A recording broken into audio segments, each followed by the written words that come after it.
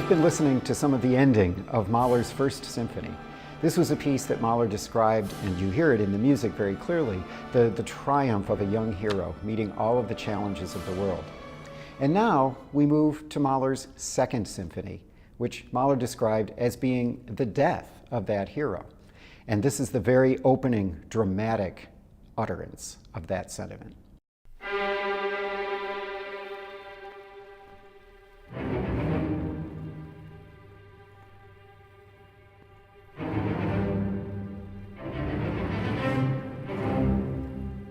That incredible, powerful music is the very opening of Mahler's Second Symphony. It begins the first movement, which is a gigantic funeral march. In fact, Mahler first gave it the title Totenfeier, or funeral ceremony.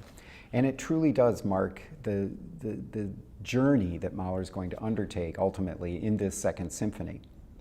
Now, after writing that first movement, Mahler suffered a pretty serious case of writer's block. He wasn't sure how to complete this symphony.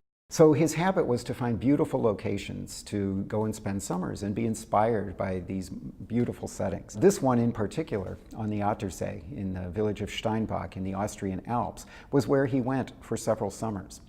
It's hard to imagine not being inspired in such a beautiful location. In the meantime, he sketched several different middle movements that became the second, third, and fourth movements of the Second Symphony. After writing these middle movements, Mahler was not quite sure where he wanted the direction of this symphony to go, until one day he was at the funeral of one of his great colleagues and heroes, the German conductor Hans von Bülow. Bülow had died in Egypt. He came back to Germany, and Mahler was sitting in the funeral. And suddenly, as a hymn of resurrection was sounded by the choir from the organ loft, he actually realized exactly what he wanted to do. In fact, he said, "It was as if I was struck by lightning. Everything stood clear and vivid before my soul." He was struck by the power of the image of the resurrection. This was something, of course, he'd been wrestling with. Over the course of this time when he was considering the Second Symphony, he suffered great personal tragedy.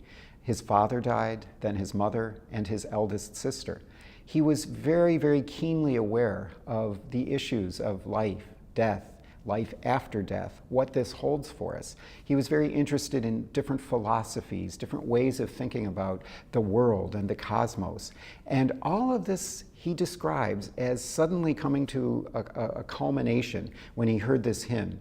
And he instantly went away and worked on what became the conclusion of the Second Symphony. He saves the chorus, the entry of the chorus intoning this text, most of which Mahler wrote himself, for very close to the end of the final movement. And then they very quietly say, "You shall rise again."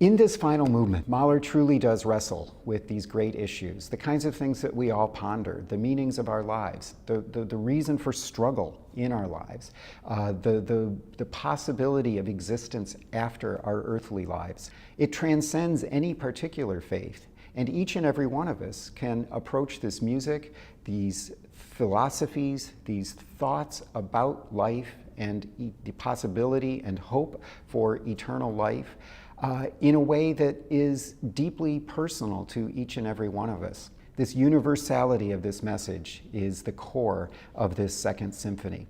It forms a remarkable statement on the part of the composer, and it's something that no one should miss. We're going to finish by hearing the triumphant statement, "I shall die, therefore to live."